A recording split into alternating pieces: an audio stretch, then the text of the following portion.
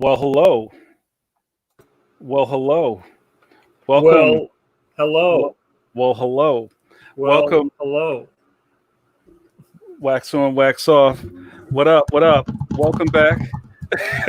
To your Well, special, extra special.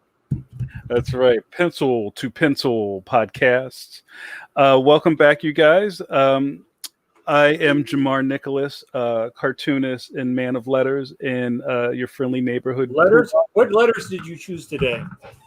The letter G and the letter X. Welcome to the podcast. I'm Jamar Nicholas. I'm joined, as always, by my best bud, Mike Manley. Say hi, Mike. Hi, best bud. Now, it may seem like I say that to everybody, but comic books. I think You're the comic everybody's best friend. until the rents due. But I think when comic books, and you can tell me if I'm wrong, Mike, has probably the largest square foot of nice people in it. Like most of the comic book creators we kind of come across are generally like decent human beings, so it's easy to find nice people. And one of the things that you hear a lot in comics is that he's the nicest guy in comics. I didn't buy his work, but he was. I didn't like his work, but he was a nice guy. You put that over on Tombstone. We should also welcome our YouTube listeners and watchers. That's right. Welcome. This is our very first podcast where we are streaming live on YouTube. If anybody is watching on YouTube, please feel free to communicate with us in the chat. In the comments section, I can see all of that. And for anybody watching on Facebook, just remember, I don't know you're here. So if you want to say hello, just type in the comments and then I'll see it. If you have questions for our guests or Mike or myself, please try to form them as a question in the chat.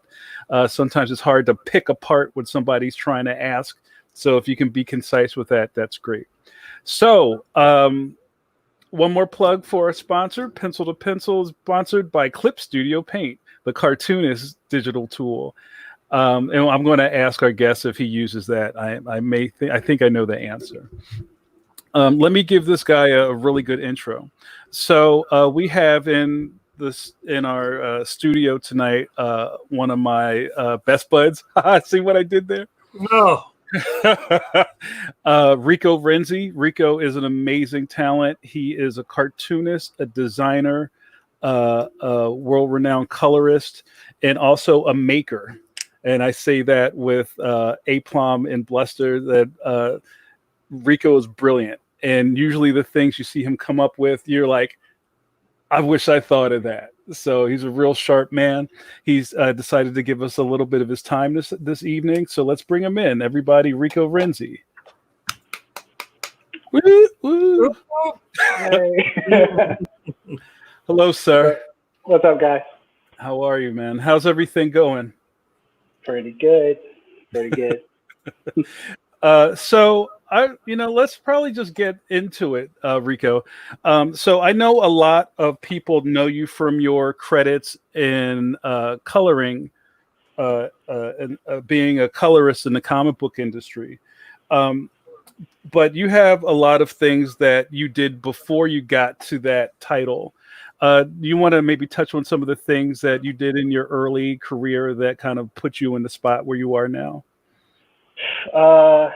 Working at a print shop, I guess. I worked at a print shop. I worked at Kinko's, back in the day, and then I moved on from that to like a real print shop where we did offset stuff. And all along the way, I was into comics, so I would bring in customers that were, comic makers, and I was around when the bootleg sketchbook, trend started happening, kicking off like in the late 80s, early 90s. And if you have a sketchbook from that era, you got it at San Diego or something, I probably printed it and folded it and stapled it. And I did all those, Art Adams and Adam Hughes, and I did a bunch of those, like, for friends. And so that kind of led to, me getting sketches at shows and stuff. And meeting a bunch of artists, and I was always interested in coloring, and that's something I did along the way. And it's weird because heroes aren't hard to find. There's a comic shop in North Carolina that ran the Heroes Con, and they were looking for a creative director, and I just had all these skills from doing the print stuff and getting the sketches. This is how I knew all the artists. So it was a weird collection of skills that were needed to run a convention, or run the artist alley at a convention that I had acquired by accident. So I mean that's pretty much how I got down here in Charlotte. And all along the way I've done odd coloring jobs, but I guess I've been full-time freelancer for just a little over a year or two now. Wow. So you were splitting your time before that, working in the print shop or doing freelance, and then doing freelance for coloring and I guess design work. Yeah, I always kept a day job because then I could be picky with the jobs I accepted. I don't have that luxury anymore. I'm more likely to say yes, but I'm kind of at the point where I'm getting more jobs that I wouldn't want to say no to. Well, yeah. Well, that's the position you want to be in when you get to say yes to what you want to work on, right? Right. I mean, we've all had, our experiences where we're not right for a job, but someone just needs somebody, and they happen to get your number, and they say, "Can you do this for us?" But like this, not like yourself. So I'm kind of, hopefully I'm past that, but it still happens. So it was interesting that you kind of had this inside track to a bunch of comic creators early on. Was there did you? I don't want to come off the wrong way, but did you kind of feel like, wow, all these dudes coming into this shop that I'm working with, did you see that as an early entry point for yourself, or were you just kind of getting to know everybody more like human beings rather than comic book artists? Does that make sense? I would say most of those people I met before their work came in, being a sketch hound, collecting sketches. I got a sketch from all that FPX. That's probably where I met you guys. And I filled up my Mr. T book up there. Right. Oh, wow. Rico, I forgot. That was your book. Yeah. The Mr. T sketchbook. was it Mr. T on a moped? Yeah. There was a bunch of those in there for some reason, though. I remember that was the greatest sketchbook ever. Yeah. Wow. That's great. And did at any point with just the access to all of that stuff at the Kinko's, did you start messing around with zines and mini comics? Yeah. Did you feel like you got anything a little extra from the people you were helping in the shop? As far as your style? As far as my style, yeah. I mean, I grew up in band. I was always doing the band flyers, and I didn't have access to a computer or no Photoshop, so it's you're grabbing stuff from magazines and pasting up letters, and that's still kind of my style in Photoshop. Yeah, that's right. I forgot about you have a musical background, and we don't have to go into that, but I think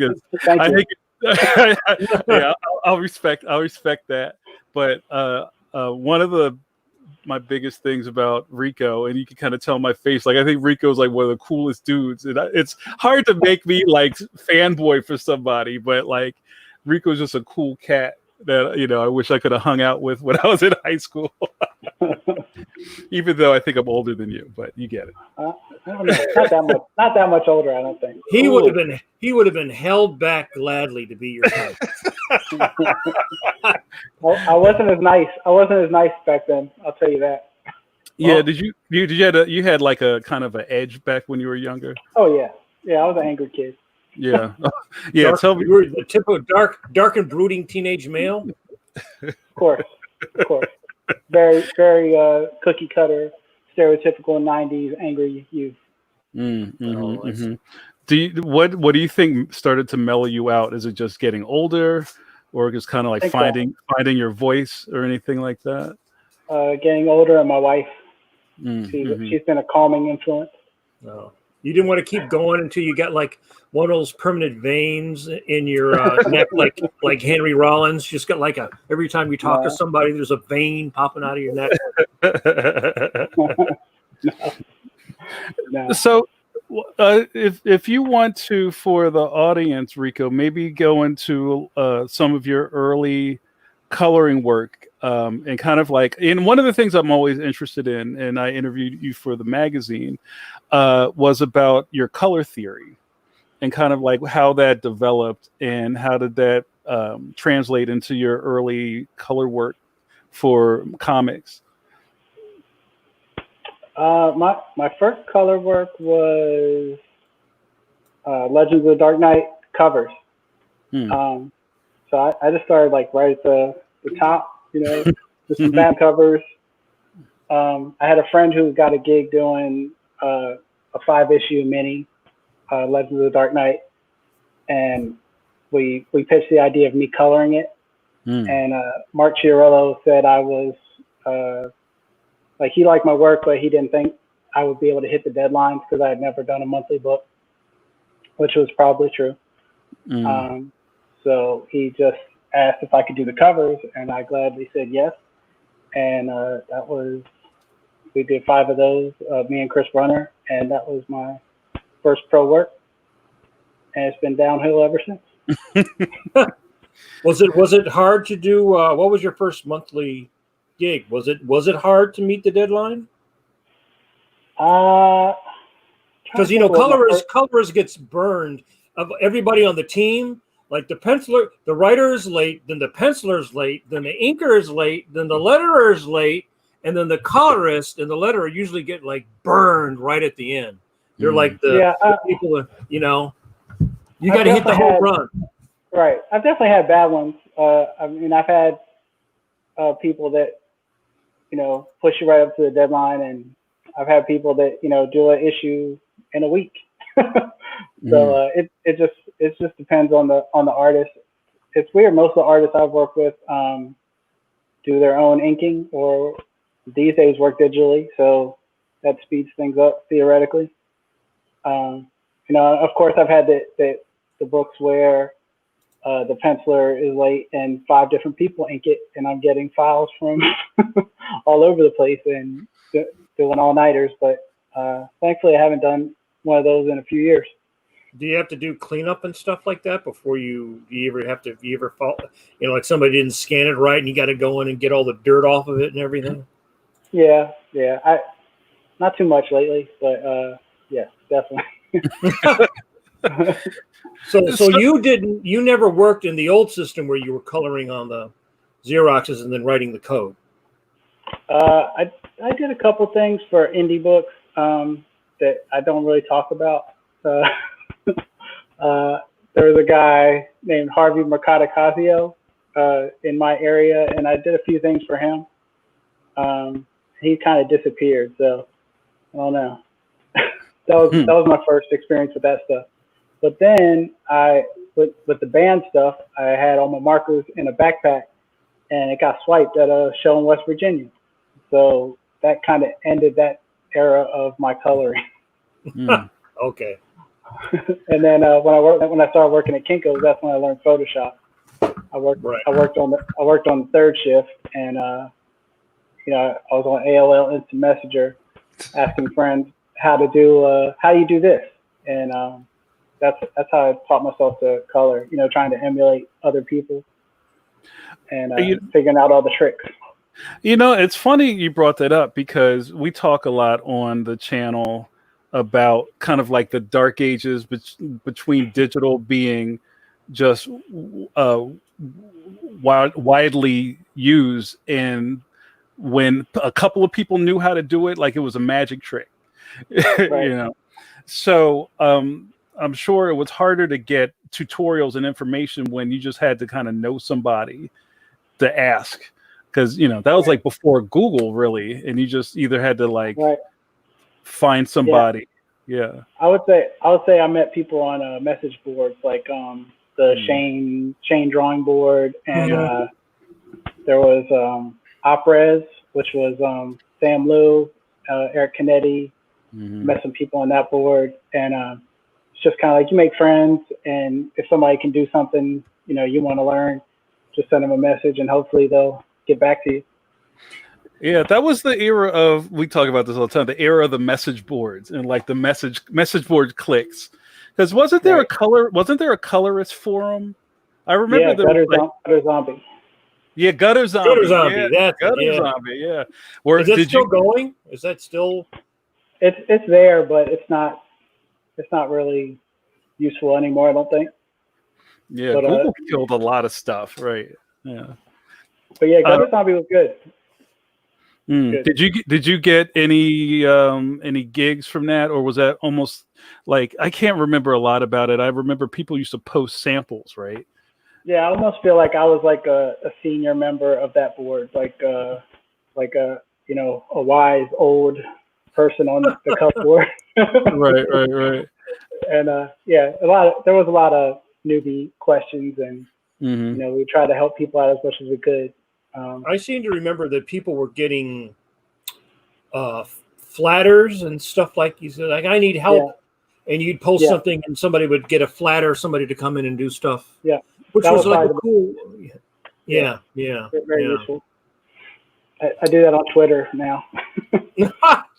So would you say that because I think that's an interesting thing, because there was the message boards, then kind of people were kind of using Yahoo for a while. Like, I had a Yahoo group. And then it seems like every 3 or 4 years, people migrate to the next, they jump to another thing. Right. And what is it? Twitter? Is that it now? Everybody hates Facebook, so everybody loves Twitter, or does everybody hate everything? Everybody hates everything. Everybody hates every platform that they're on for some reason. I feel like the cleanest, like, art sharing right now is Instagram, but it's got its faults. It's tiny. It's not good for conversation. Twitter's probably the best for like conversation, I would say. But that's not for big idea conversation, for little idea conversation. Right. Like, if you try to talk something deep on Twitter, it's gonna get out of hand really quick. So if you were talking to people about tech stuff, like go back in the beginning of your career when you were learning and you were talking on the different message boards, what would you recommend somebody who was at that stage? What do you think is the best platform now? I guess Instagram, because Instagram, you can actually, show somebody something. If you send them a private message and say, I'm curious about this, here's my stuff. If you have time to take a look at it, not everybody responds to that stuff, but if you send 20 of those, like, maybe one person will get back to you. Mm-hmm. Yeah, I remember a couple of other places that were kind of like almost like signpost, help wanted places, like digital webbing. People were getting a lot of gigs from that. I was going to ask, Rico, did you spend any time on DeviantArt, or you were probably already busy by that time? No, I did. I would say that was a lot of the communication back then too, was DeviantArt. That's where Sean Galloway blew up. Right. And it was, the way he did that was, posting good art, but also responding to everyone. Like, I remember being like, this is corny. Why does he respond to everybody? But it's like, that built up, hardcore fans. It's like, he has time for everyone. I do the same thing. I really do try to do that on Facebook, but especially on Instagram, because I know the churn on Instagram is just amazing. I mean, you can just hit your refresh every second, and there's like 50 more images just blasting past, right? Right. But if somebody writes me and says a comment, I do try to, if not at that day, I always try to go back and say, hey, at least thank you. I appreciate it. Because I think that's important. Just as it's important when someone is new or young and trying to get in, that you ask permission before you just jam somebody's box full of stuff. Yeah, for sure. Like here's 900 megabytes worth of stuff coming into your inbox. Man, Right. I can't send my email out today. What's going on? Yeah. Some guy in Brazil sending you 50 pages or something. Yeah. Politeness goes a long way. Stuff like that. Can you touch on real quick, Rico, the introduction of flatting into the business? Because it seemed like no one really knew that was a thing until all of a sudden everybody needed them. Like, was that kind of like a newish invention that people didn't really know about unless they were in the industry? Like, how long has flatting been around? Like, you're the expert. Maybe you could tell us. Shoot, I don't know. I guess I've been doing this for 20 years, and I've used flatters for 20 years. So there were people doing it. It's a farm. It's a grind, man. I have friends that say they want to learn to flat.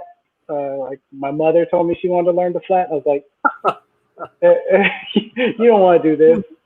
It's a grind. You can have a whole family, mom, grandma, everybody, all the kids, the dogs. Yeah, I taught my daughter. I taught my daughter over summer, and she hasn't done anything since last summer. Oh yeah, Rico, there was a question. Our boy J. Robert Dees just says, "Have you started teaching your kidlet to flat yet?" Yeah. Yeah. That's just how it works these days, right? That's right. No Netflix until you flat a few pages for dad. Well, also, Rico, I wanted to ask you about how is the industry, in your opinion, has the industry changed its energy about colorists? Because I think there was a point where people didn't really know the names of people who colored books, right? And now it's great that I see like people with really great styles like yourself stand out, right? And it's such an integral part of a comic book, as a whole. Do you feel like maybe earlier in career it was more like slog work, but now people are more energized by colorists? I don't know. How do you feel about that? Oh, thank you.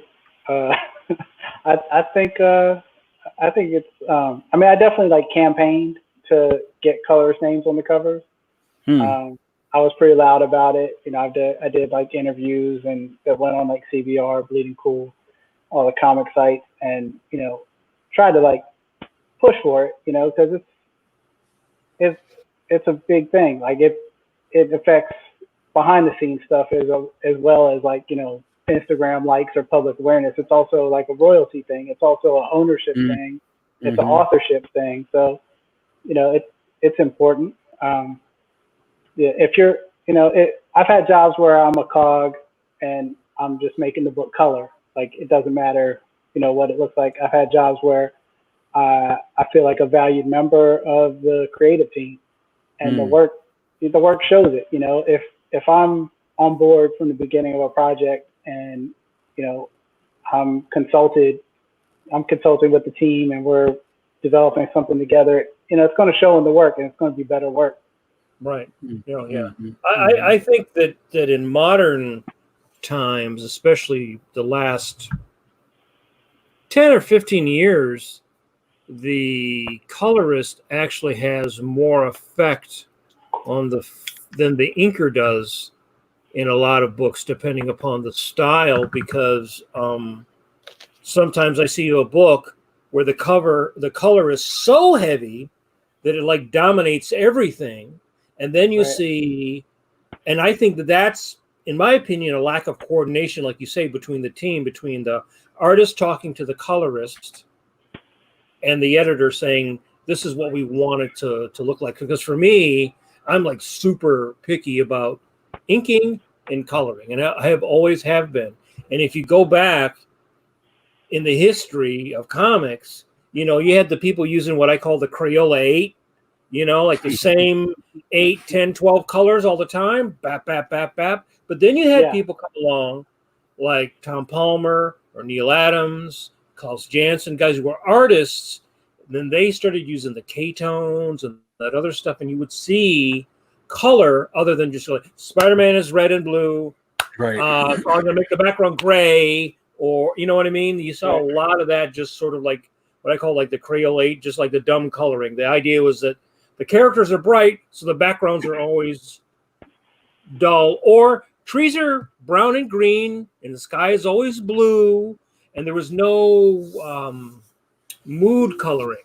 Yeah. Yeah, I mean, I think you can achieve stuff with the limited Crayola palette if you're creative, but you know, the stuff you're talking about is pretty hacky. But the first thing I saw that was amazed me like that was that Bernie Wrightson, that first Swamp Thing, the House of Mystery, that cover. I've seen the pencil drawing of that cover, and I don't even understand how, with the tools of the time, the color version came out like that. Like he was like thinking about some different stuff. Like it looked. I would love to, because I've seen a few originals of that cover, uncolored, and I guess it's some type of blue line thing, but I don't know how that was done. Well, DC always had a good production team. If you look at the old DC stuff compared to the Marvel stuff, the old DC stuff I always think was colored better. Yeah, their covers were really nice. Yeah. Sure. I have. Go ahead, Rico.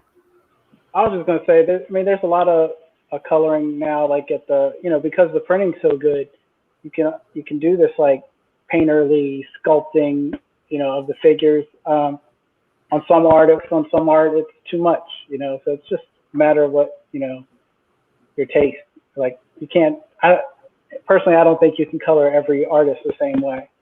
No. But, you know, no. So, you know, some people do. You know, they have a style and they're gonna put it on it. So. Have you run into? I have this kind of thing that I always balance other conversations around, like the idea that everybody has a cell phone that has a camera on it, right, would lead a lot of people to think that they are a professional photographer, right? Do you see a lot of people who may have Clip Studio Paint or Photoshop Suite think they know how to color things? It's kind of like the same idea. So maybe for people who may not really understand how coloring works and things like that, what separates a pro colorist from somebody who just totally gets it wrong? Because I'm sure you've seen stuff like almost like we do crits on pencils and inks here on the channel. I'm sure you've seen amateur colorists. So like the most obvious common mistake is using black for shadows and using white for highlights. I mean, that's the main Photoshop thing you see is somebody putting, you know, a layer on top of the colors with black, you know, set to a different opacity. So like the color underneath it doesn't have any, you know, it doesn't have a good value. It's just like grays it out. That's just something a lot. I don't know. I don't want to talk bad about anybody. And that's fair. That's not what I was trying to do. But if you're a beginner colorist and you want to look good, find somebody that makes good art. You know, get good taste. Like everything has to do with taste. Like if you color good art, your colors are going to look better when you're showing them to somebody. That's the first step of making a good portfolio. Okay. I want to show some of your work, Rico, so people can kind of put the you know, your face to your work. But I have a question from Tim Fielder. Tim's a regular here at Pencil to Pencil LLC. Tim says, do you miss analog coloring, Rico? I went fully digital back in '97 after having done a fully painted graphic novel in gouache. I paid a heavy price. There was no turning back after that. Thanks, Tim. Man, this is the beginning of a dark comic book novel. the life wasted. 300 pages of painted color in the graphic novel. Sent me down it's like a postal worker who became a killer. Did you ever do blue line coloring? Because that was a big thing there for a while too. Because there was the standard, and then I did a lot of blue. I did some blue line coloring for like Western publishing, and then there was that. What was it? There was that fantasy book, A Weird World, the Warriors of Fantasy, something that Buscema did, and then they got this other guy to like airbrush it and kind of do like this blue line stuff. So, and then there was the flexographic printing. So we've gone through a lot of different versions of doing color. The first computer coloring I remember was Akira. Mm-hmm. Marvel printed Akira. And I believe it was Steve Oliver. Mm-hmm. Yeah, that's the first coloring. And there he was sort of tinting because it already had the gray tone on it. So you couldn't go in with too heavy a saturation or you would like obliterate. Right. Yeah, I never did any blue line. I won a Stelfreeze Legion cover off of eBay that was like a line decker style thing where he had done a blue line, with the acetate overlay. I would love to find the original black and white art, but I just have the painted part right now. But yeah, I've seen them. I remember guys would have them at shows in DC for sale, like the printing masters with the different acetates. But yeah, I never worked that way. I missed it. All right, Rico, I want to put Rico was nice enough to send us some samples that we could show on air. So I'm going to pull these up, and pardon me if I'm juggling here. So I'm hoping, Rico, I'm going to try to get one thing on the screen at a time so it'll make sense. Let me bring that in a little bit. So I can either just kind of go through these, or if you want to talk about the jobs a little bit. Okay. Oh wait, this isn't the first one. Yeah, let's go to the first one. Okay. All right. So we want to talk about this first two-piece right here. The artist is Tradmore, who recently did Silver Surfer Black over at Marvel. I guess this was a Justice League cover. I'm not sure. A lot of times I just get files and they say color this. So on this one, it looks like I went pretty local, which is kind of the current flavor at DC is, they prefer local colors on stuff. So why don't you tell the readers or the viewers, I should say, what you mean by local color? Because I know what it is as an artist, but they might not know what the term means. Bricks are red, grass is green, sky's blue, Green Lantern's green, that type of thing. Which is it's counterintuitive for me to color locally. I'm terrible at a blue sky, green grass, sunny day. It's my kryptonite. But so the main thing I had fun on this would be the crystals, the Kryptonian background type stuff. So Trad is amazing because he draws with his hand like shaped like a claw, and this is all like brush, and he's like a surgeon. Yeah, it's gorgeous. That other one you were showing, that Magneto. I'll go down. It looks like some digital Illustrator effect, like vector art. Yeah, that's all him drawing that with his hands. He's a crazy person. I don't know if you guys have you guys seen the Silver Surfer book? No. Go ahead, Rico. I've seen some. They put out a treasury edition of the whole thing. So if you come across that, I would say pick it up. It's pretty wild. Very trippy stuff, psychedelic art.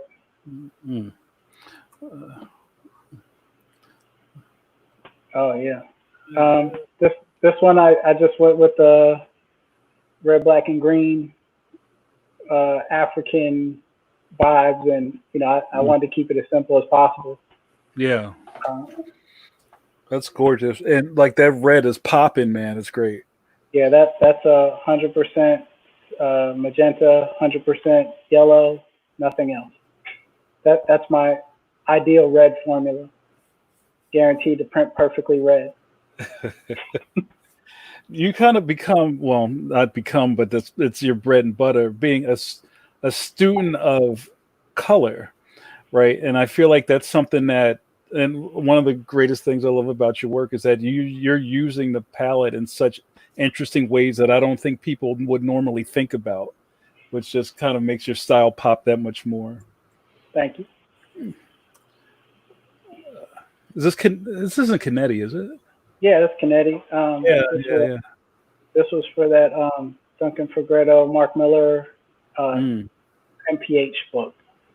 It was the cover, and Eric said to go nuts, so I did that. that weird color light trail. Have you ever heard of a painter named Eric Jones? Mike, I haven't. I don't think I've heard of him. He's a contemporary painter, but he started out doing some comic covers, and I would say that trail is influenced by his work. He does a lot of like soft, realistic portraits and figure work, and then he'll put some like solid graphic colors on top of it. Mm-hmm. But that was definitely influenced by him. Yeah, it's gorgeous. So did you come up with that shape, or did Eric give you a design, or you just went with it? Yeah, I came up with the shape. Yeah. Yeah, I draw a little bit. I'm not great at drawing, but it is a tool in the kit. Yeah. All right. I'm gonna go through a couple more of these. They're just fascinating. That's Canetti also. That was a Weapon X cover, and I just wanted to pop those figures and make them scary and dark. Yeah. I really like the old the Batman animated series when they did the Red Sky stuff. So I follow on that one a lot. Yeah, that was overall the color note was that the sky was always red. Yeah, it's an angry city. You want to talk about this treatment? This is with my comics life partner Christopher Brunner. He was the first one I did that Batman stuff with, and we always work together. So we have like I don't know how to explain it. Like I get to work on his stuff earlier than other artists I work with. At the thumbnail stage, we'll start planning. So this one was Winter Soldier, and so the yellow arm thing was kind of like an homage to Mark Chiarello again, because he worked on Galaxy Rangers, and there was a character on Galaxy Rangers that had a yellow cybernetic arm. So I was like, if there's a way we can trick the lighting to be yellow on him, let's do it. So that's what I went for. Do you normally do so many mock-ups for a cover? No, definitely not. This was Chris does. So there'll be a few more steps with him usually. When I do covers from start to finish myself, I am three variations tops. Okay. This is well, that's a sort of a note, I think, too. When you give people, if you give people 5 versions of something, then they're going to try to take two that don't really go together and combine it. That was always my little trick was, you give people 3 versions, and the one that you like, draw it a little bit better. Draw that sketch a little bit better. And that kind of like go, oh yeah, I really like that. But yeah, if you give people like 5 versions, so you would do that one a little more refined. Yeah. Yeah. Now, Good now move. one of the little things so we're talking about, coloring here is harmonizing or using triads. Where you're taking secondary and colors, and then you're mixing them to make another color, and then when you put a pure color in, it really pops. Right? Yeah. You see that? I see that a lot. Where you'll take red and you have that pure red star almost really pops because you've mixed a lot of those other complementary colors together. So do you play around with that? Like you withhold a color, then put it in a special place? Yeah. So I would say the two guys that taught me that are Tomer Hanukkah, illustrator, comic artist, and Brian Stelfreeze. Stelfreeze calls it a focus color. When I met Tomer and showed him my portfolio, he said my colors were too harmonious. And he was saying it's very pleasing. And the way to make it stronger would be to add tension, make it more uncomfortable. So that's kind of how I think about it, is making that focus color clash with the other stuff. Something I like in color work is vibration, where the values are the same. Everybody says that trick, make it gray and you can see, how it's working. Most of my stuff probably doesn't work well when you make it gray because, that star will probably disappear because it's, that same saturation as everything else. Right. But that is a good way. I mean, it's a good way when you're painting. I think with comics, it does not always work when you're doing it with because you already have the black, you already have the main values with the black and the white. So the coloring is never going to be as dynamic as the opposite end of the range. But you're right. When you take, you have hue, chroma, and value. So you're playing with the hue and the chroma a lot, where you're getting that opposition. So it kind of pops. It reminds me of, I had this book when I was a little kid, and it was like part of the cover was red and part of the cover was blue, and they were the same value and chroma. And if I stared at it, it did this weird thing to my eyes. Vibration. The vibrating colors, right? Yeah. And you would almost the vibration is my favorite. Yeah, and the edges would almost like want to cross over to each other when they're like, you would stare at it. And I just found that fascinating as a kid. I didn't know, why that was, but there was a book cover that did that, and if you stared at it, it kind of like, it literally almost like vibrated. Yeah. Rico, I have a couple questions from the room. We'll do JRD first. Rico, are you sent color info as swatches, a grid of colors in a single TIFF, or just a list? I would say that the times that I'm sent that type of stuff, I could count on one hand. A lot of guys in comics know all the characters, and I wouldn't say I'm one of those guys, so I'll have to ask for stuff. And the reference, runs the gamut from helpful to not helpful. But I end up doing, when I was doing like a lot of Marvel stuff, that there's a site called like Micro Heroes, where these fans just make these little like pixel versions of all the Marvel characters. I would say that's the most helpful site for somebody doing superhero comics. Like it's quicker to go there than to ask an editor to say, I don't know who this guy is. I don't know, what version of his suit is it. Like you can tell when you're the Micro Heroes, like all the little piping is the right color. It's perfect. That's great. Hey, Rico, can you talk about this page? These two pages right here. These are color notes. Yeah. There's another Chris Brunner project, Loose Ends. Did you have a specific question? I'm sorry. Well, this I'm just before I get to the next question, can you kind of set up what we're looking at in these two images here? This is the first page of Loose Ends, which I did with Chris Brunner and Jason Latour. This is Sonny in his car. Oops, shit, sorry. I just blew it up. Oh, sorry. Hold on one second. He's a guy in the South at the end of his rope, and it's supposed to be sweltering. So I just tried to capture swelter, dirty, bugs on the windows, feelings. So the colored sketch there, the marker comps over there, are those? Or is that from the team, or are those your color notes?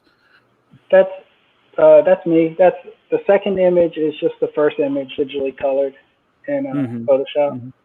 Just that's what I'm saying with Chris. Like we'll plan at the thumbnail stage, and that will kind of change the way he inks it. Oh, that's really interesting. All right, hold on. Let me get to this other question. So, Rico, Glenn asks, how long did it take to lock into coloring Henderson versus Sanford, right? Versus Brunner comfortably? They're all pretty different, so I'm curious about approaching different styles. Thanks, I wonder Glenn. if that's Stephen Green or Sanford Green. I don't know, because one of them has an E at the end. Oh wow, yeah, I'm not exactly sure. Well, maybe just talk to like assigning like color profiles to different artists. Like is that easy to switch back and forth to? Do you kind of wind up mixing some of them depending on the project? How do you handle that?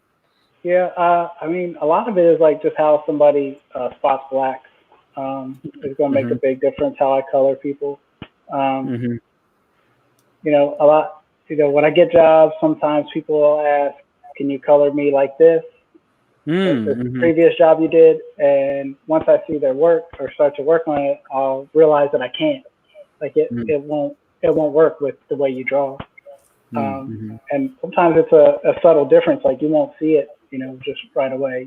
Once I get into working on it, then I can figure it out.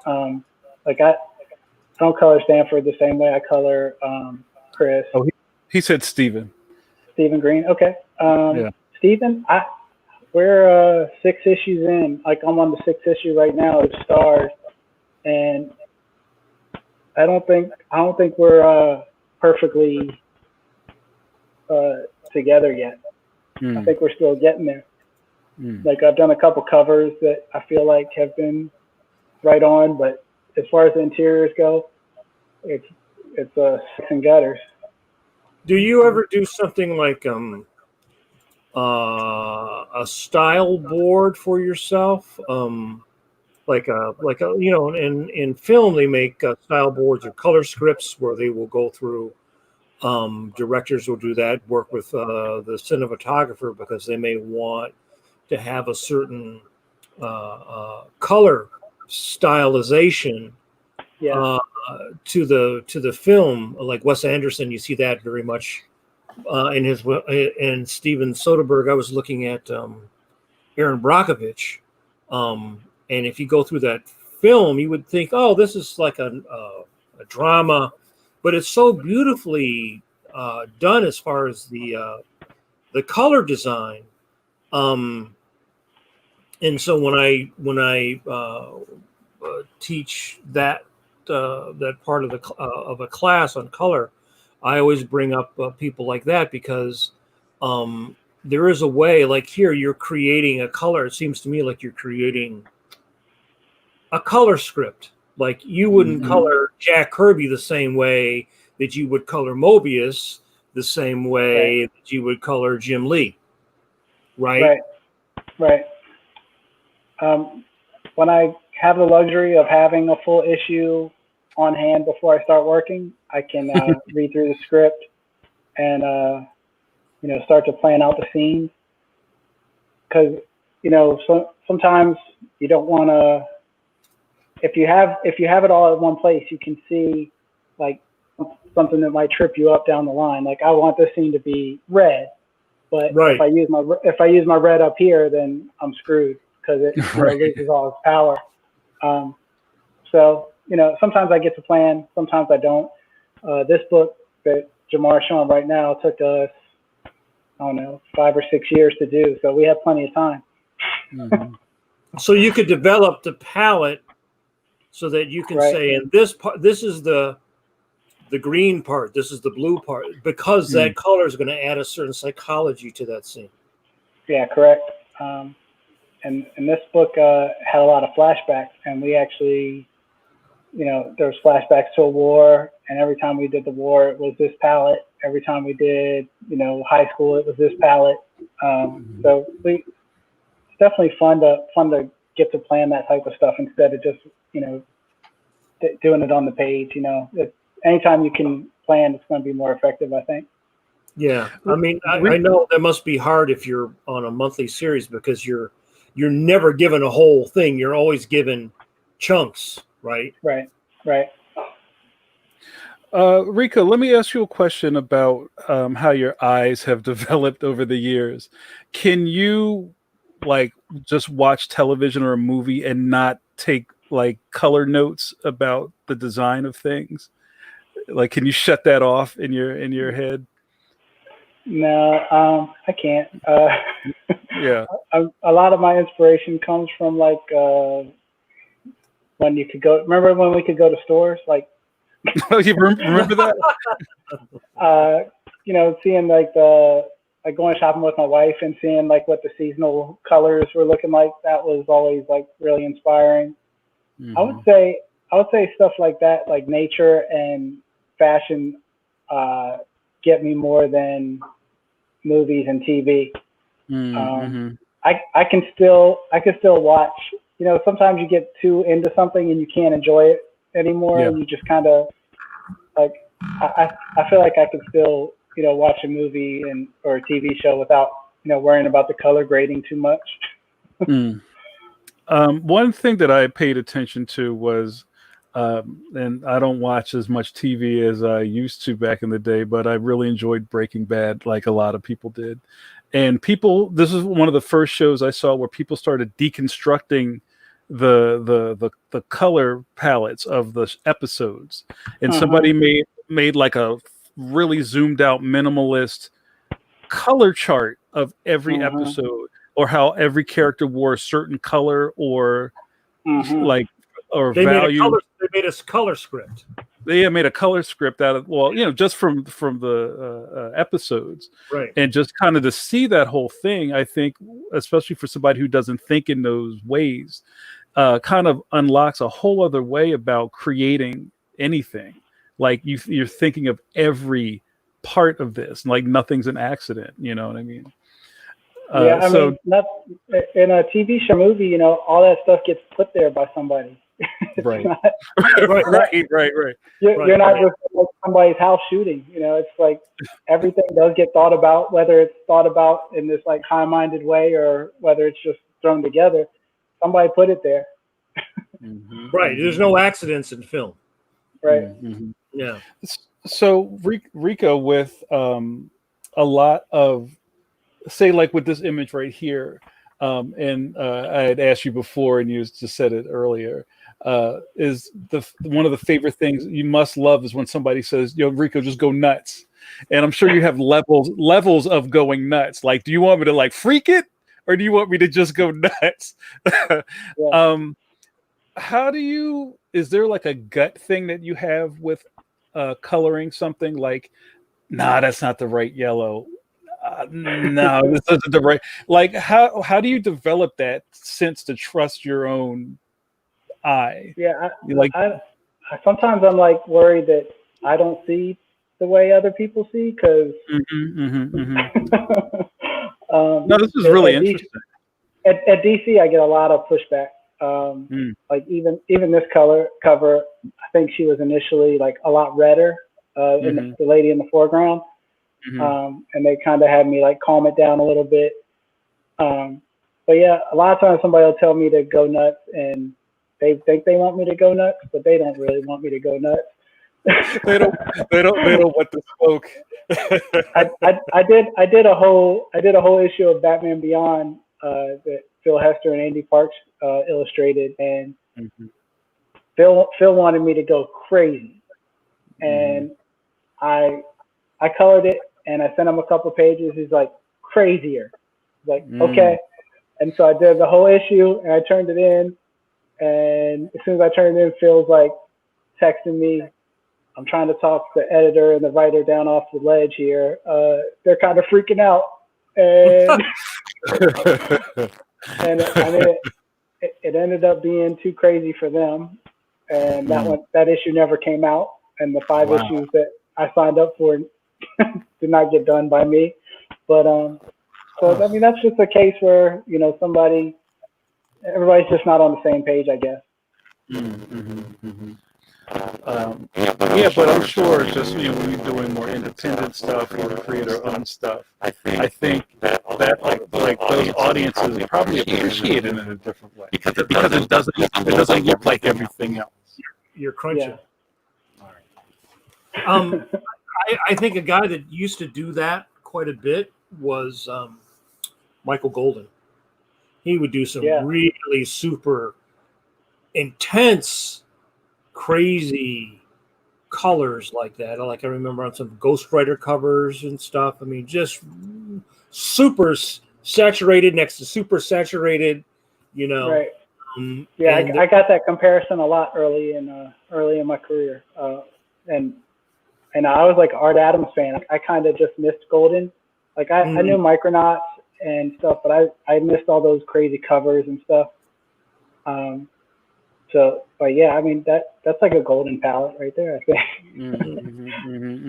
It's weird because he's not I wouldn't call him an influence, but you know, I've gone back and looked at all that stuff and be like, yeah, I'm totally a Golden color guy.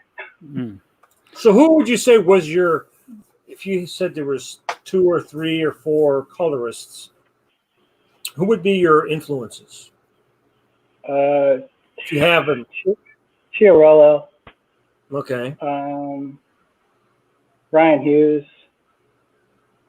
I mean, he's mostly known for doing logos, I guess.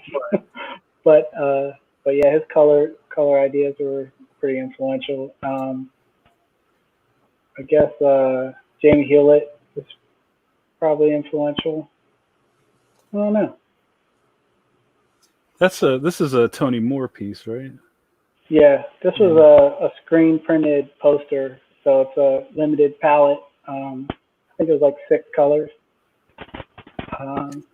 It really pops. Yeah, I think the secret to making stuff look cool is less colors.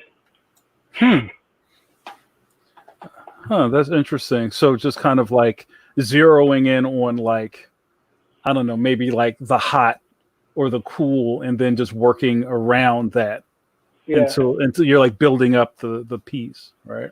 Yeah, and this one was printed on like a gray brown paper, and so I got white like had to be printed on it. Like printing on a black T-shirt, you got to put the white underneath and then print the color on top. Yeah. I have a question for you, Rico. Rico, how you feeling? You all right? You good? I'm good. All right, cool. I'm gonna check on you. My good buddy Rob says, "Hi, Rico. Big fan. I was wondering if comic genre influenced your coloring. Example, would you color a teen comic the same way you would a fantasy one?" Thanks, Rob. That's a good question, Rob. I would love to color some teen romance comics, but nobody makes them. Well, like even like this piece, right? Yeah, has a different vibe. Yeah, I mean, I would totally color a fantasy book different than a teen book. I don't know.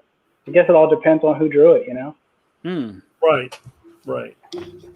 It's sort of like if you look at Adventure Time, they had that really intense palette, but with some muted stuff in it, as opposed to like Steven's Universe, which had another.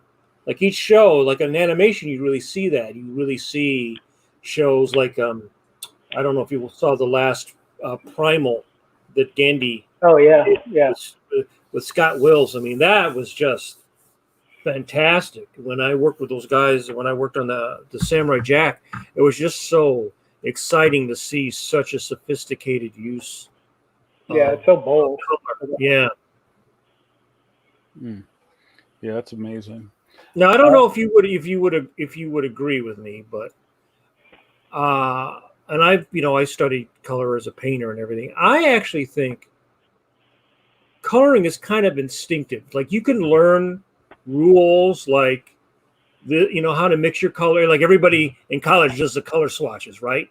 Everybody sits there and mixes all of it. If you ever went to art school, everybody mixed all those color swatches. Yet 95% of artists are really shitty with using color, despite the fact that everybody mixed all those damn swatches, right? So Right.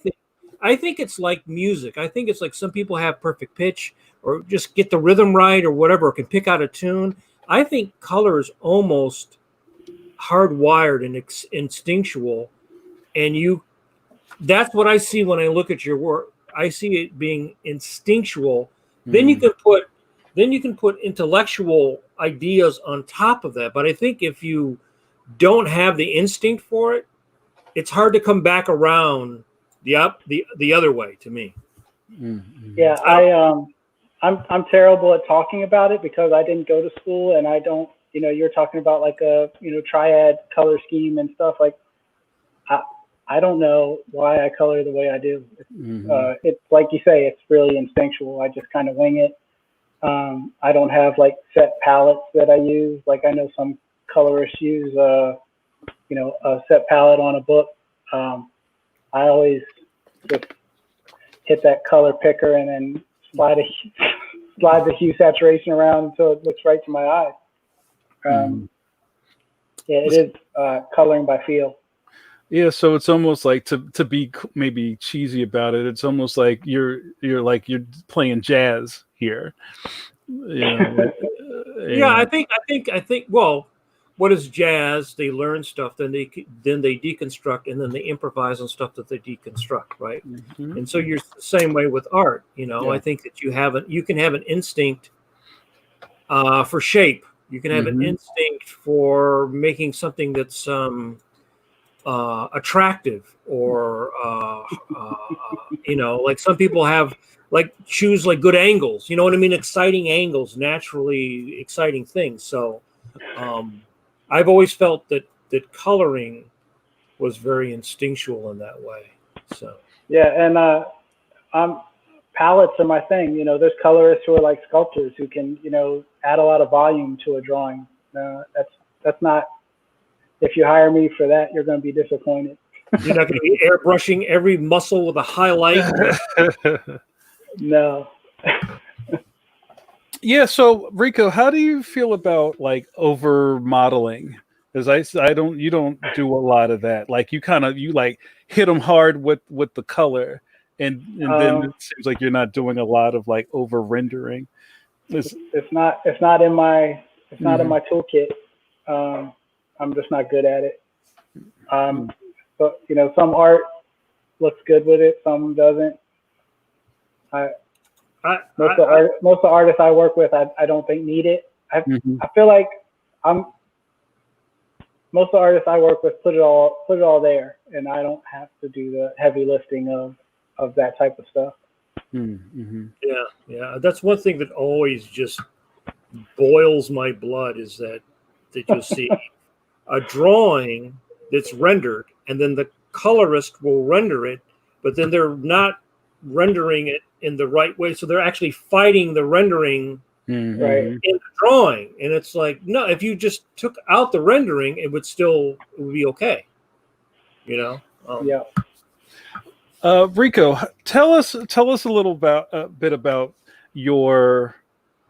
how your head is after you finish a job and you turn it in. Do you ever go back and look at the printed thing and go, this printed too dark, or this isn't what I thought it would look like? Do you kind of like look at your old tapes, so to speak, or do you just kind of let it go and keep moving? Something about the way I color has a lot to do with the color relationships. Mm-hmm. So I think like no matter how bad the printing is, those relationships will stay intact. Mm. Like it doesn't like of course I want the colors to be the colors I picked, Right. but it's still gonna work because of the relationships. Mm-hmm. Mm-hmm. Like the way the colors look next to each other. No, that makes a lot of sense. Because I remember hearing, or just being around so long, you would always hear the gripes at the comic book convention when somebody brings something over to the table to get signed. They're like, "Oh, I hated that. That's just, oh man, I remember this job. Blah blah blah. They reversed that, or they screwed that. You know what I mean? There's always like, any of my complaints like that are because of me. hmm. When you say the carpenter doesn't blame his tools, is that what you say? Yeah. If I hate it, it's because I did it. Oh wow! I feel like I just want to leave this up. This is giving me life right here. These one on the left was a 3-color screen print, 2-color screen print, I guess, and then the right was the full color cover, but still went kind of limited on it. Mm. Rico, I see on yours. I have a shared screen of yours on my desktop. Do you want me to share that? I see you have some of your Robotech work up. You want to show any of that? Oh, sure. All right, hold on a sec. No, okay. you don't have to do anything. I'm just going to switch this out. And guys, if you guys have any questions for Rico or myself or Mike, feel free to ask. I'm going to start wrapping Rico up because I don't want to take up his whole evening. But this has been a really great episode so far. All right, so that's that. Okay. All right. So tell us about this project, Rico. This is a project I started, I guess, the beginning of 2020. Brendan Fletcher, the writer, suggested me for doing covers. I saw him at a convention. He's like, "You want to do some Robotech covers?" And I said, "With what artist?" And he said, "No, just you." And I was like, "What do you mean?" He's like, "Well, I've seen the stuff you do. I think you'd be good for this. We have access to some of the work that previous artists have done, and you can kind of." The book's called Robotech Remix, so you can kind of chop up the old art, animation. You can freeze frame animation and work from that. So it's just kind of free reign to go nuts on these covers. And so this one right here, I grabbed some stills from the animation, and then added all these design elements and kind of worked our way that way. But it's been a fun gig. I wasn't sure I could handle it, but I think they've come out pretty good so far. Were you a fan of the show? Yeah, I loved the Macross series when I was a kid. I'm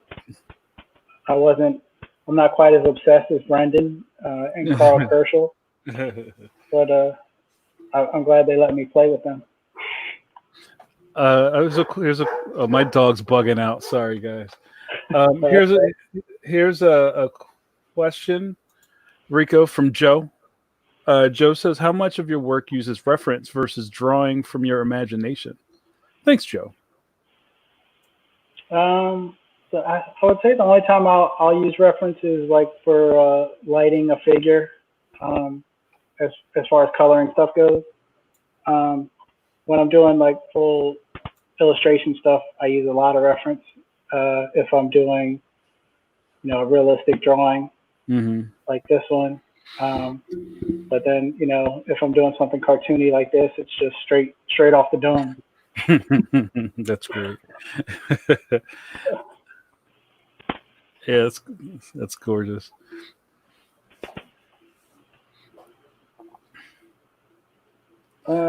So I have some. I always have questions for you, Rico. Rico, okay.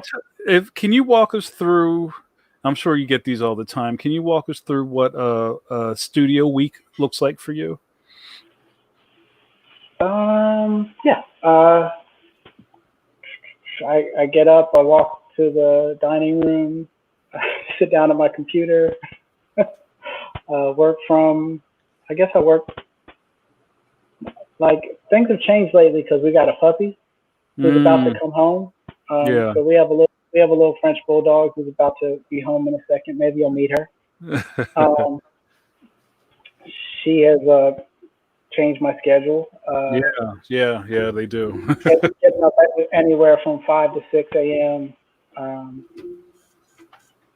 And I'll usually just get to work, right after that, break for lunch, work till 5, have dinner with the family. Pretty regular work day most of the time, when it's not COVID times. But oh, sorry, go ahead, Rico. Oh, sorry, the family just got home, so okay. I was just saying hello to them. Do you pull all-nighters anymore? No, it's been a long time. We've been having these ongoing discussions about all-nighters. I think Mike's he's the king of the all-nighters. You're showing them, Mike? Yeah, I still do them. Sometimes I do them because the deadline, but sometimes I get in that like after quiet, 1 or 2. That good work and quiet time. Yeah, and you just like you're hot, and it's just like you got the hot hand, and you just want to. I'll work till 6 or 7 in the morning just because I want to, because I've got that. Right. Nobody's calling you. Nobody's emailing you. Everything's quiet. Yeah. Right. Yeah. Right. There were a bunch of things we didn't get to, Rico, because I wanted to talk about your design, your kind of your shirt hustle. I love. No Longer Mint is your website. Oh yeah. Can you talk a little bit about your cottage industry that you do on the side of all the other things you're doing? Like, I know you make stickers and prints and shirts. Yeah. Yes, I have dumb ideas, and sometimes I have to put them on paper, so to speak. Put them on Photoshop. Sometimes I'll put them on Instagram. Somebody says make a shirt. And that's a dangerous thing when somebody says make a shirt, because sometimes you end up with a bunch of shirts. but the way I circumvent that is taking pre-orders. So I'll say, I gotta sell this many of this shirt to order it, and then what I do is I take the pre-orders money and print double, so I'll have the rest of them at shows, if we ever have shows again. You're gonna have your booth where you're using the thing, putting all the T-shirts up. You're gonna have to have in a rack. You're gonna have to have a whole bunch of minions coming along to help you put up your shirts. No, man, I only do the most I probably ever had at a show at once was 3, I think. So I try to keep it like 1 or 2 shirts a show, just so it's kind of like a special thing for that show. Except for this one I printed like probably 5 times. That one perennially popular. Yeah, is that your bestseller right there, Rico? Yeah, that's the one. One of my favorite ones is kind of like I guess they're like another mashup. Didn't you do a Galactus Marge Simpson? Oh, I did a Magneto Marge Simpson. Magneto Marge, that's what it was. I think you did a Galactus. Was it John Arbuckle? John Arbuckle, yeah. So good. So when you're setting up at shows, and even Rico's banner is very vibrant. So you have like merch at your table, and then also you're signing things. And do you do color? Do people approach you for color commissions while you're at shows? A little bit. I probably do more like sketch covers at shows. Okay, yeah. Which I think it's a weird phenomenon, like to want a piece of art on a comic book, but people are into them, so I'll do them as long as they want them. Yeah. I find them.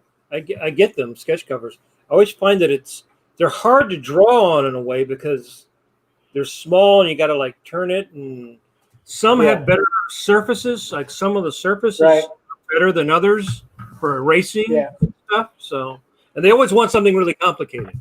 Like it shows I only do bus sketches only.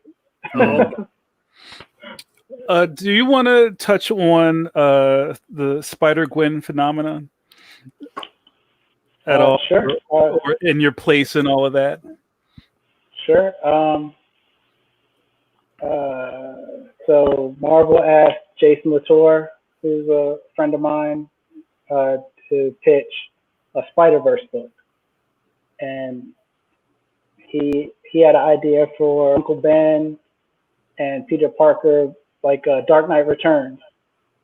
So like Uncle Ben is the grizzled Spider-Man and Peter Parker would be like the teen sidekick. Marvel was like, no, we're using Ben somewhere else.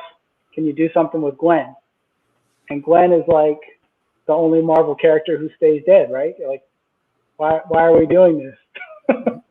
So me and Jason and Robbie came up with some ideas and pitched it, and they liked it. So then we worked on the costume, and the costume got shared online, and people were dressing up as Spider-Gwen before the book came out. Wow. Which was wild. The first issue, The Edge of Spider-Verse, came out, I think it was like 300,000 copies, which by 90s standards is not a lot, but by today's standards, it's a really good selling book. Yeah. The money people at Marvel were like, give these guys a monthly series. And so they gave us a monthly series with, in our own universe, like make up whatever you want, like not newity, no crossovers. Like it was unheard of, it was so fun. We got to, twist all the, classic Spidey villains, like however we wanted. So we did that for, 4 years, I guess. And it was a blast. And then the Sony was doing the Spider-Verse movie with Phil Lord and Chris Miller, and they were fans of the book. They had never seen a superhero comic look the way that looked, and they were especially complimentary of the color, which was very flattering. Jason went out to visit them while they were working on Spider-Verse, and he said our art was all over the walls. And I was like, that's super awesome. And we got to see a rough cut of the Gwen universe in the movie, and they asked us questions like about how things should be, and I was like, wow, this is awesome. These guys are super cool.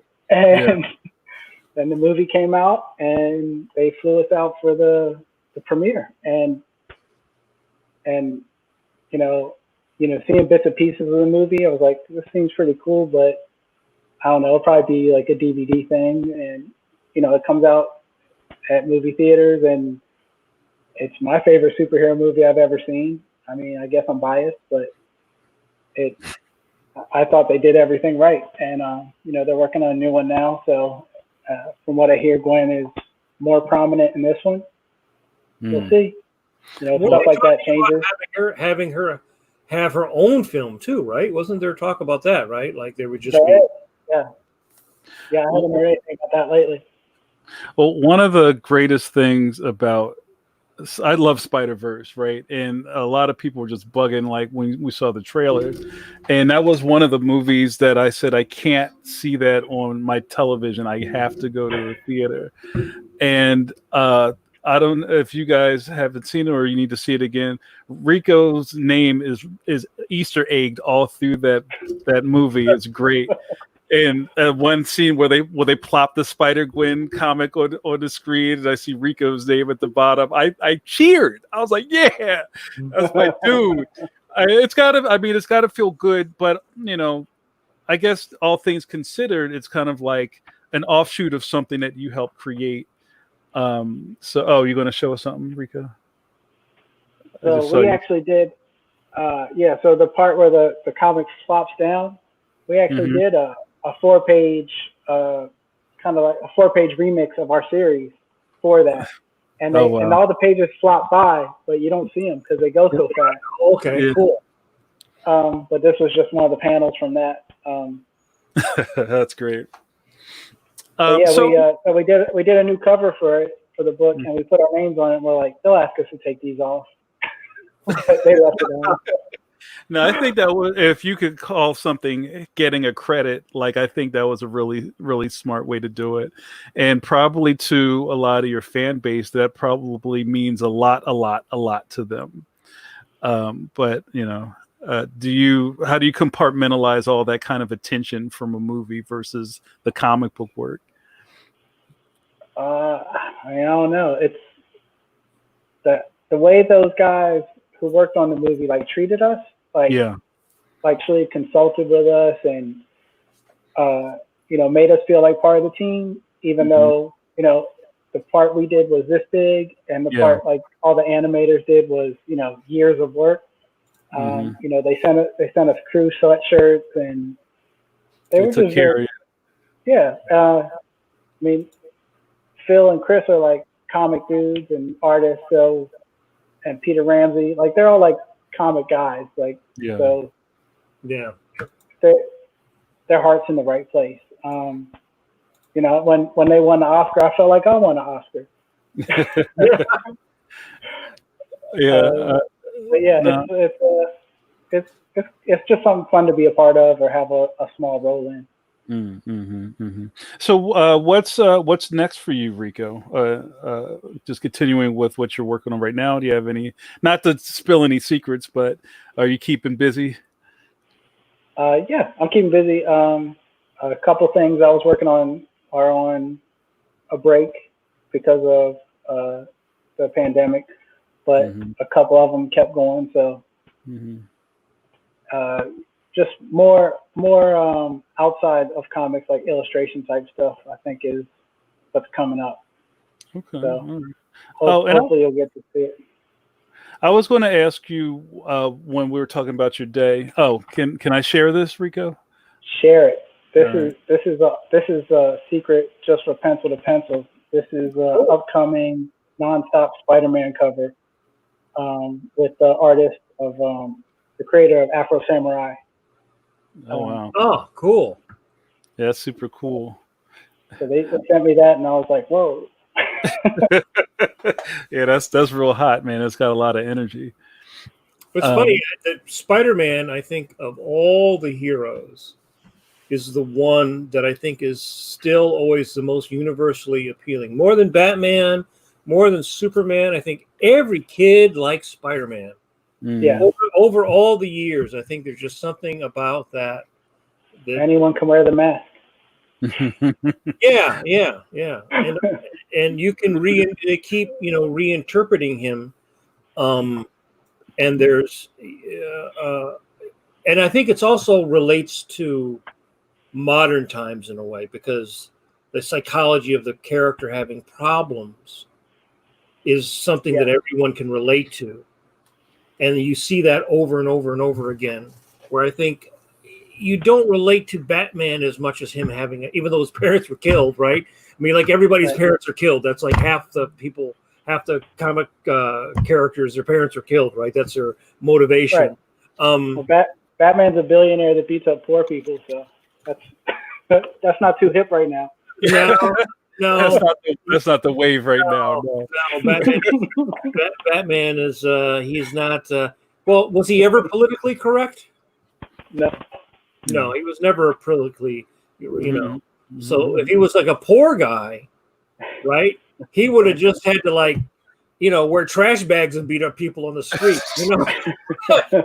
right away on his huffy bike, He wouldn't have. I'd buy that.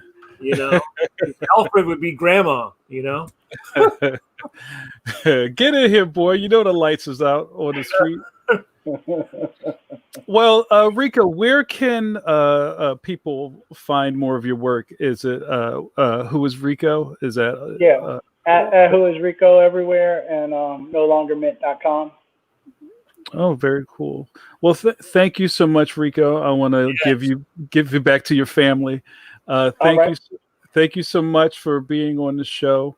It's always great that every episode we can show another facet of the multi-layered jewel that is comics and illustration, and Rico's a modern master as far as I'm concerned.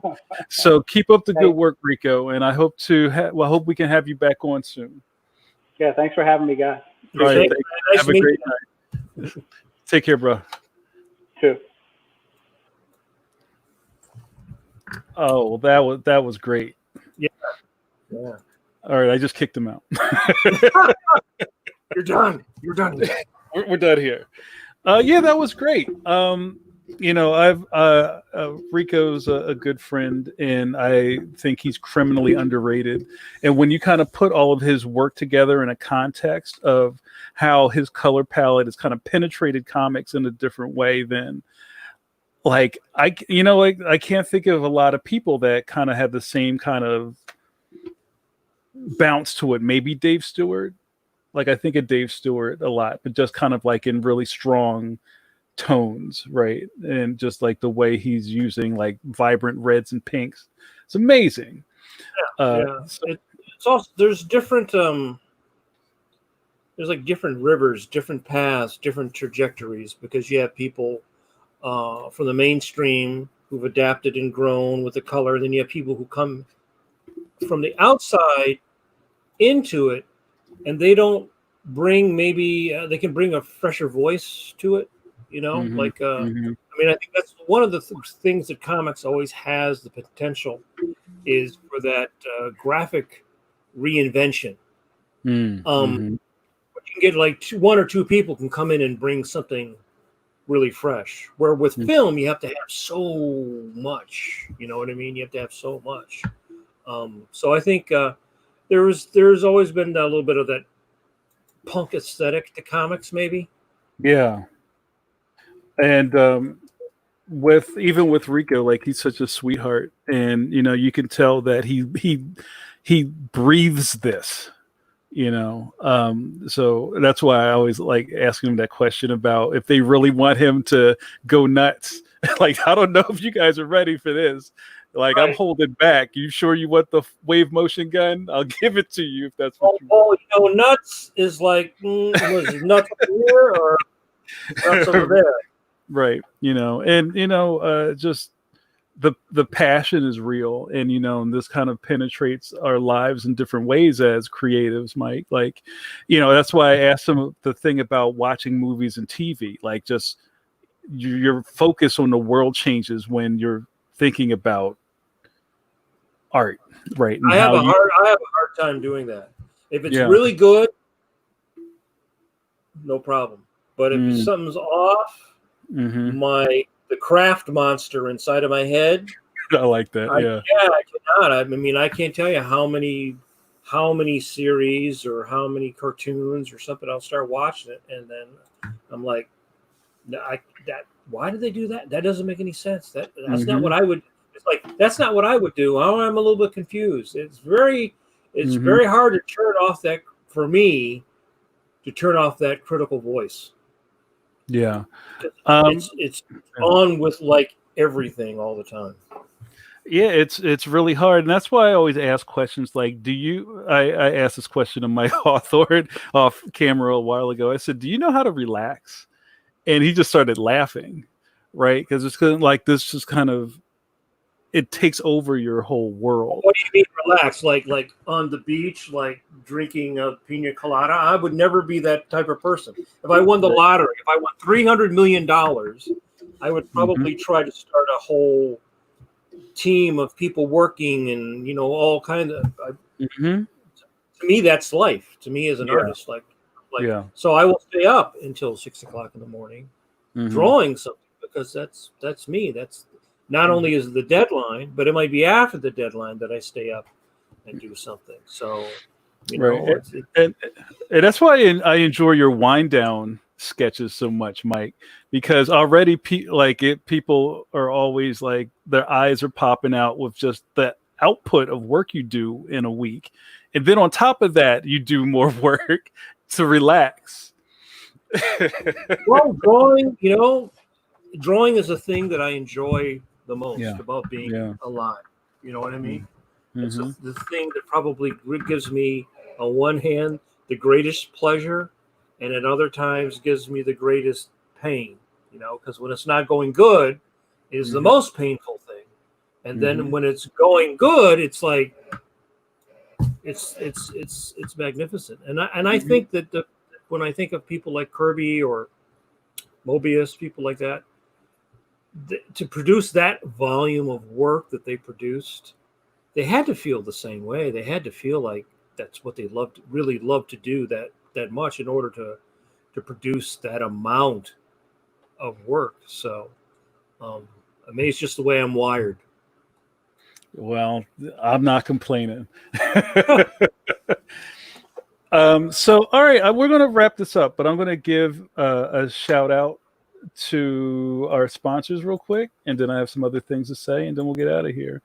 Pencil to Pencil has been brought to you by the letter, what did I say? The letters F, X, and Clip Studio Paint.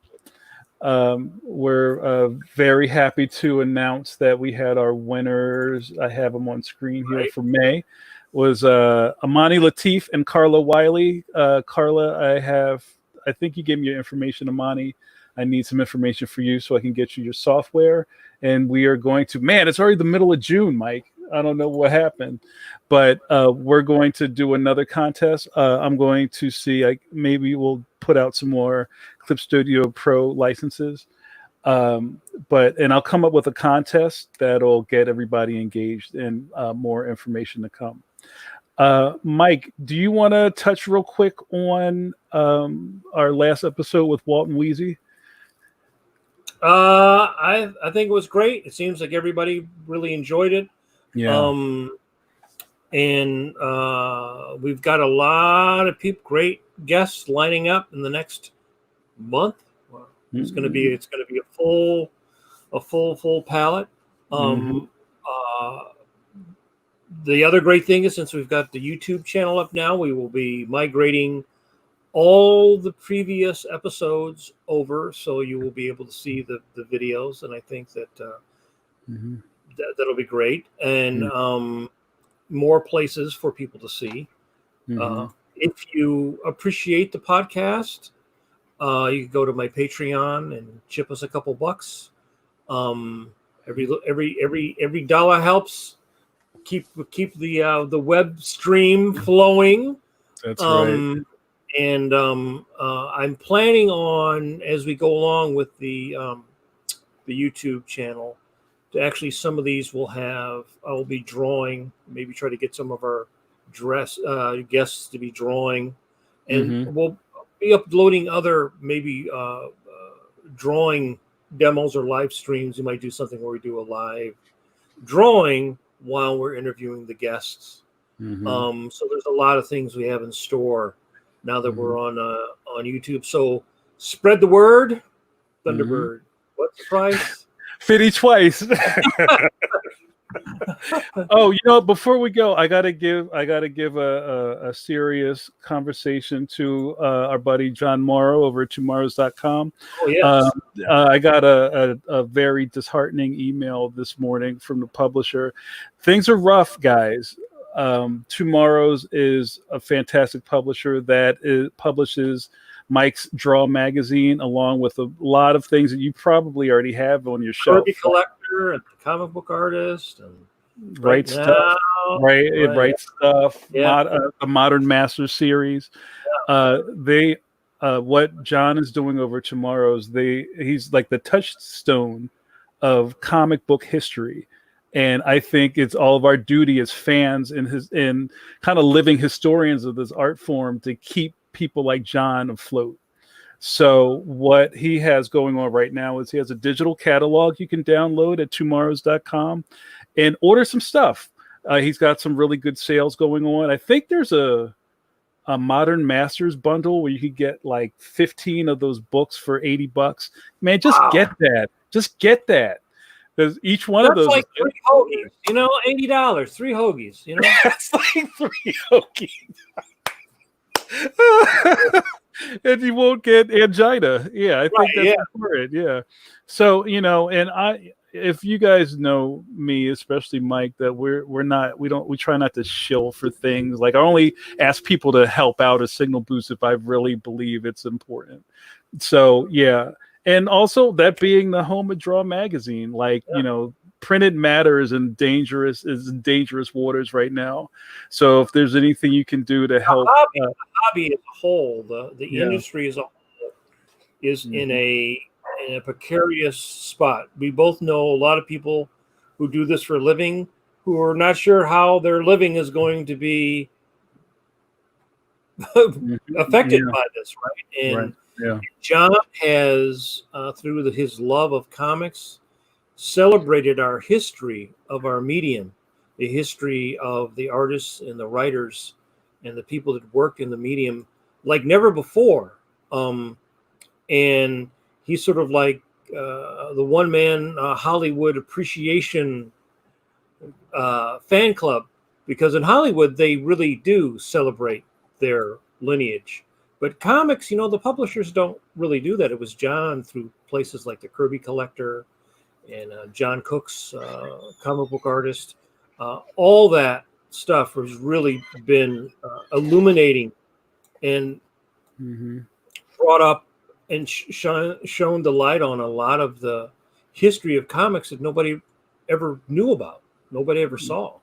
Just the Kirby Collector alone, being able to see all that fantastic work, the pencils, I just love being able to just look at all the pencil art by Kirby, so small publishers like John, he doesn't have millions and millions of Stephen King books to sell, to keep his back issues afloat. So it really does mean a lot to a smaller publisher like John if 50 people go over and buy books, 10 people go over and buy books. You go over and buy one book.